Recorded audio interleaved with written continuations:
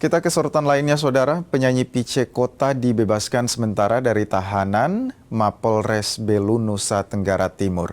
Jebolan ajang pencarian bakat ini sebelumnya tersandung kasus pencabulan anak di bawah umur. Meski bebas, status Pice Kota tetap sebagai tersangka.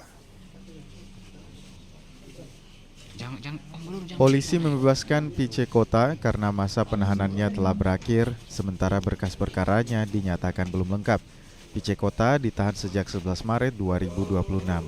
Perubahan keterangan korban yang menyebut Pice Kota tidak terlibat pemerkosaan juga menjadi pertimbangan polisi membebaskannya.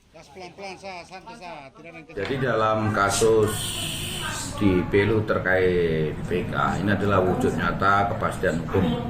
Jadi Polres Belu sudah merampungkan tahap 2 kasus perlindungan anak secara profesional.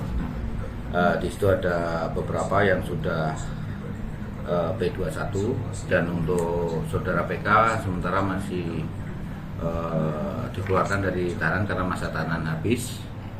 Dan kemarin sudah dilaksanakan ekspos dengan teman-teman di Polres Belu dan Kejaksaan untuk memberikan kepastian hukum, dan tentunya hal ini menjadi sudut pandang transparansi dalam penanganan perkara. Meski dibebaskan, status Pice masih sebagai tersangka.